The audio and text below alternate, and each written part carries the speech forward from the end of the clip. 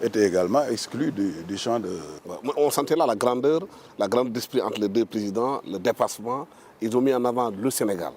Mais qu'est-ce qui explique aujourd'hui que l'adversité qu'on voit dans l'arène politique semble être même dépasser l'adversité en tant que telle? Est-ce que c'est dû à la nouvelle classe politique, à la façon de faire la politique aujourd'hui, au fait qu'il n'y a plus d'école de parti, il n'y a plus de formation, il n'y a plus de réunions de partis politiques, il n'y a plus de discussion, il n'y a plus d'échanges? Bon, il y a tout ça. Je pourrais te dire qu'il y a tout ça. Mais en réalité, c'est parce que aussi, il y a une très grande incompréhension. Parce que les gens ne se parlent pas. Un jour, le président Wade a dit que des monologues parallèles ne font pas un dialogue. Des monologues parallèles ne font pas un dialogue. Et on assiste à ça aujourd'hui. Aujourd'hui, les gens ne se parlent pas, ils ne se font pas face. Confiance. Ils ne se font pas confiance, il y a une rupture de confiance et ils font des monologues parallèles. Chacun parle de son côté et ensuite il y a des jusqu'au-boutistes et des va-t-en-guerre qui sont là, qui disent non, il faut y aller, etc. Et tout ça, alors qu'en réalité, bon, c'est ça le danger. Et pourtant, depuis qu'il est au pouvoir, Macky Sall a instauré beaucoup de dialogues. Mais les Sénégalais disent, mais à quoi servent les dialogues si on retombe dans cette situation-là où on est aujourd'hui? Une sorte d'impasse. À quoi ont servi ces dialogues au fond?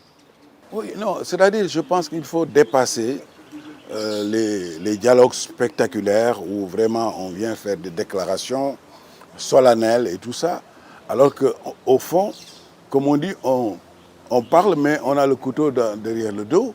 Alors, donc, ça manque de sincérité.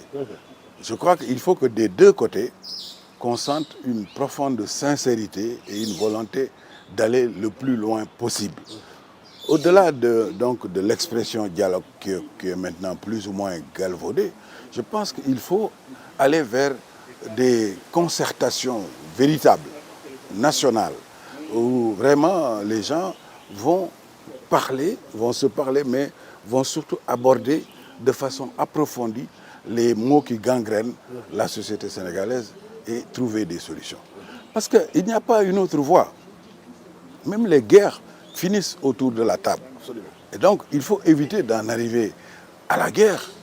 Il faut éviter d'en arriver à l'explosion du Sénégal.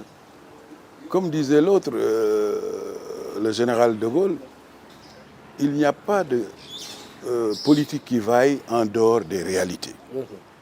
Et donc, il faut tenir compte de la réalité actuelle où tout le monde peut constater qu'il y a une impasse dans laquelle le Sénégal se trouve, qu'on peut basculer à tout moment vers l'aventure et que tout le monde va